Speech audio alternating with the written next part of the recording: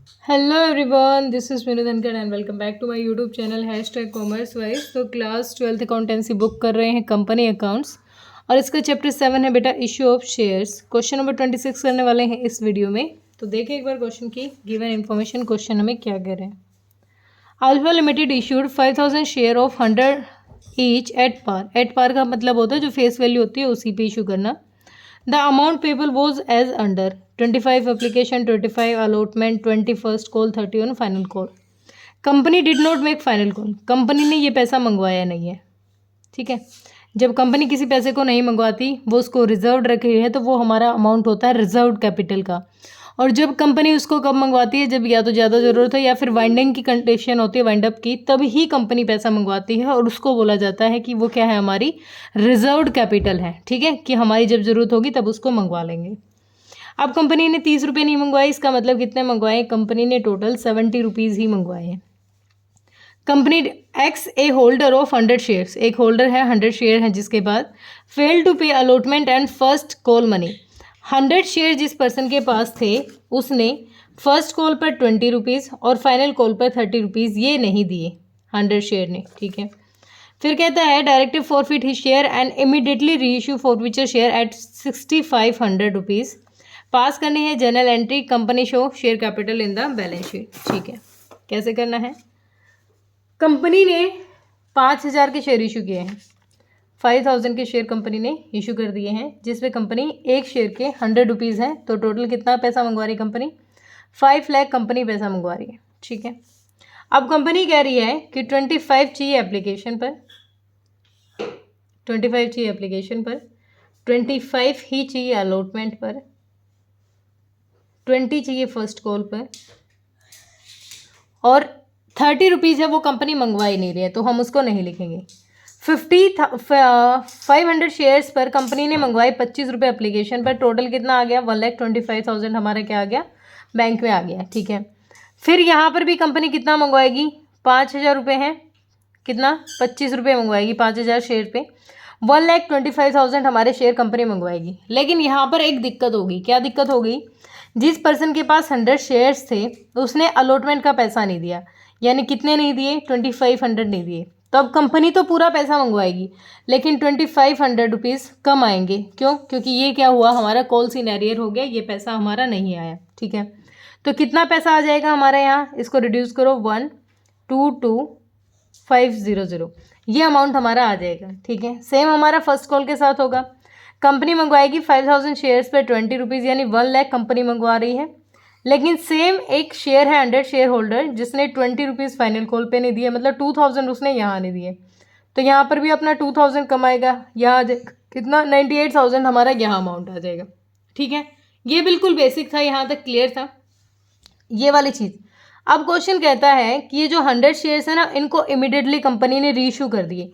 और जब कंपनी ने री इशू किए ना 100 शेयर्स पर, कंपनी ने टोटल कितना अमाउंट मंगवा लिया, 6500 रुपीज़ कंपनी ने मंगवा लिए, मतलब बैंक में इतना आ गया।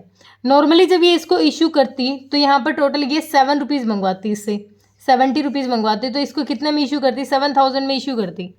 अब कंपनी 7000 की बजाय कंपनी के पास कितना है, 6500 रुपीज़ आए हैं, ठीक है। तो इसका मतलब 500 रुपये की अब कमी पड़ रही है। 500 रुपये की जो कमी है, ये अमाउंट हम कहाँ से पूरा करेंगे, ये हम यहाँ से पूरा करेंगे। जो कंपनी ने इसके 2 अमाउंट थे यही नहीं मिले, लेकिन इसने ये 25 रुपीज़ एप्लीकेशन के दिए हैं, मतलब इसने 25 रुपये एप्लीकेशन पे दिए हैं, यानी 2500 रुपीज़ इसने एप्लीकेशन पर दे दिए हैं, ठीक है। कंपनी के पास ये आ चुका था, लेकिन यहाँ पर कंपनी ने जब 7000 की बजाय कंपनी को कितना मिला है, 6500 मिला, मतलब यहाँ 500 रुपये की जो कमी है वो कंपनी कहाँ से पूरा कर लेगी, यहाँ से पूरा कर लेगी।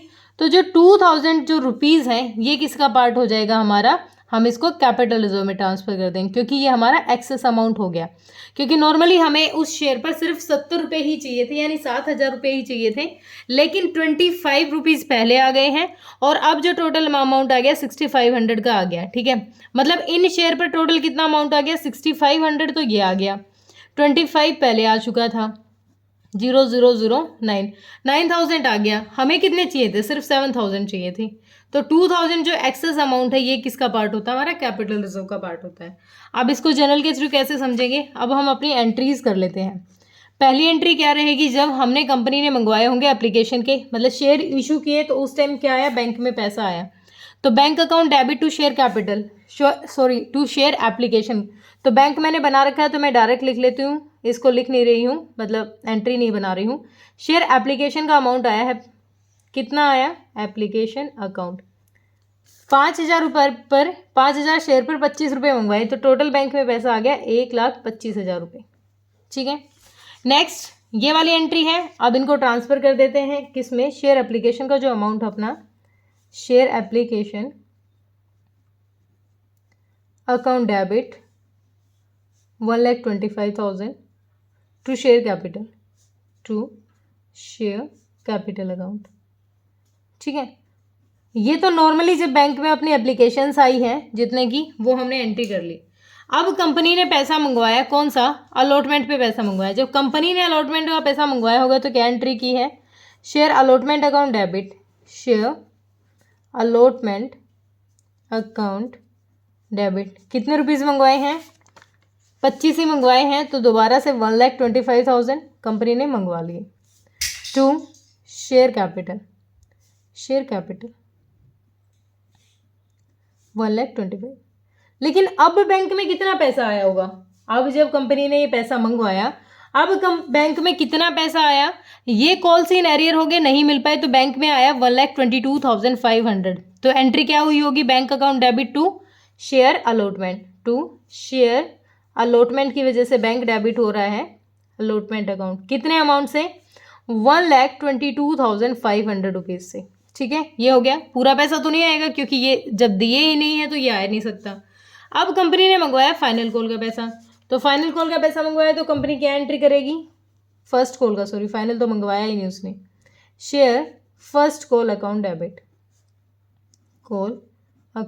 कितना, कंपनी ने मंगवाए हैं 20 रुपये, 5,000 शेयर पे, तो यानी 1,00,000 रुपये कंपनी ने यहाँ मंगवा लिया।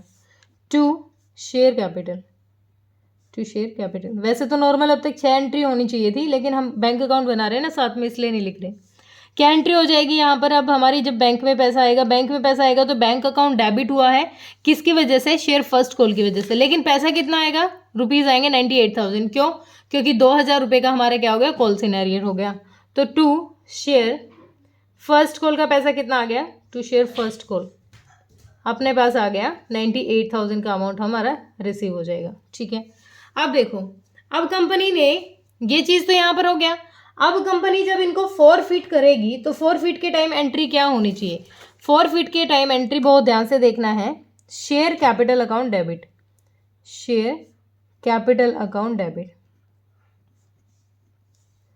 100 शेयर पर 70 रुपये कंपनी को चाहिए थे। ठीक है, क्योंकि लास्ट की जो फाइनल कॉल है वो तो कंपनी ने मंगवाई नहीं, कंपनी ने तो बस ये 3 मंगवाए हैं, तो टोटल कंपनी को 70 रुपये चाहिए थे। तो इसका मतलब 7,000 रुपये कंपनी को चाहिए थे। ठीक है, जिसमें से वो कौन सा पैसा दे गया, उसने सिर्फ कौन सा दिया है, एप्लीकेशन का दिया है, तो जो नहीं दिया उसको रिकॉर्ड कर लेते हैं। कौन सा नहीं आया अपने पास, टू शेयर अलॉटमेंट नहीं आया, to share allotment account, to share first call नहीं आया, टू शेयर फर्स्ट कॉल नहीं आया। कितना नहीं आया, अलॉटमेंट पर 2,500 नहीं आए और फर्स्ट कॉल पर 2,000 नहीं आए।